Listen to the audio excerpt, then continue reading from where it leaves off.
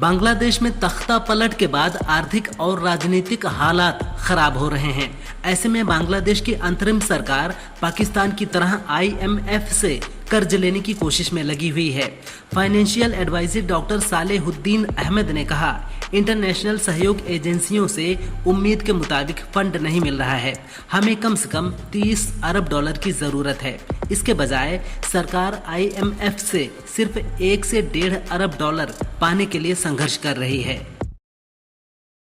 भारत के मुख्य आर्थिक सलाहकार V अनंत नागेश्वरन ने कहा है कि अमेरिका के 50% टैरिफ से इस साल भारत की GDP ग्रोथ 0.5% तक कम हो सकती है। मुझे उम्मीद है कि यह अतिरिक्त टैरिफ ज्यादा दिन नहीं चलेगा, लेकिन ये टैरिफ अगले साल तक खींचता है तो असर और बड़ा होगा, जिससे भारत के लिए बड़ा खतरा पैदा हो सकता है।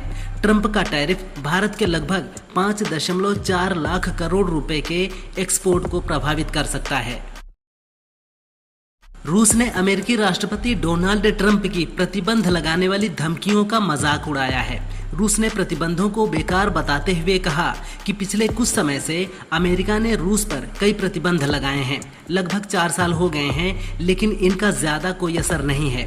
रूस पर दबाव डालने के मामले में ट्रंप पूरी तरह से बेकार साबित हुए हैं। दरअसल ट्रंप ने यूक्रेन पर हमले के बाद रूस पर नए प्रतिबंध लगाने की धमकी दी थी। ब्रिक्स समिट की इमरजेंसी वर्चुअल समिट में विदेश मंत्री S जयशंकर ने कहा, ट्रेड पॉलिसी निष्पक्ष, पारदर्शी और सभी के फायदे वाली होनी चाहिए। ट्रंप का नाम लिए बिना जयशंकर ने कहा कि दिक्कतें खड़ी करने और लेन देन को मुश्किल बनाने से कोई फायदा नहीं मिलेगा। समिट में चीन, रूस और ब्राजील के राष्ट्रपति भी शामिल हुए। इस समिट का मकसद अमेरिका की टैरिफ नीतियों से पैदा हुई व्यापारिक चुनौतियों पर चर्चा करना था। योगी सरकार ने सरकारी अस्पतालों में मरीजों के हित में बहुत बड़ा निर्णय लिया है। अब यूपी के अस्पतालों में डॉक्टर मनमानी और ब्रांडेड दवाएं पर्चे पर नहीं लिख पाएंगे। अगर कोई डॉक्टर ब्रांडेड दवा लिखता है तो मरीज उसकी शिकायत कर सकेंगे। डॉक्टरों की शिकायत के लिए अस्पतालों में बोर्ड लगाए जाएंगे, जिस पर हेल्पलाइन नंबर लिखा होगा। सभी सरकारी अस्पतालों में डॉक्टरों को केवल जेनेरिक दवाएं लिखने के लिए कहा गया है। तालिबानी विदेश मंत्री आमिर खान मुत्ताकी का भारत दौरा रद्द हो गया है। वह इसी महीने भारत आने वाले थे। बताया जा रहा है कि उनकी यात्रा को UNSC की मंजूरी नहीं मिली थी। बता दें, सुरक्षा परिषद ने उनकी यात्रा पर प्रतिबंध लगा दिया है। बिना मंजूरी के वह किसी भी देश में यात्रा नहीं कर सकते। सूत्रों के अनुसार पाकिस्तान ने मुत्ताकी की भारत यात्रा के अनुरोध का विरोध किया था, जिस वजह से मंजूरी नहीं मिली। अमेरिकी राष्ट्रपति डोनाल्ड ट्रंप की डिनर पार्टी में उनके 2 अधिकारी स्कॉट बेसेंट और बिल पुल्टे के बीच विवाद हो गया। स्थिति इतनी बिगड़ी कि मारपीट की नौबत आ गई। बेसेंट ने गालियां देते हुए बिल पुल्टे से कहा कि तेरा मुंह तोड़ दूंगा, बाहर चल। पुल्टे ने इसके जवाब में कहा कि मैं तुम्हारी पिटाई कर दूंगा। बताया जा रहा है कि पुल्टे ने ट्रंप के सामने स्कॉट बेसेंट की बुराई की। इसी के चलते विवाद हो गया।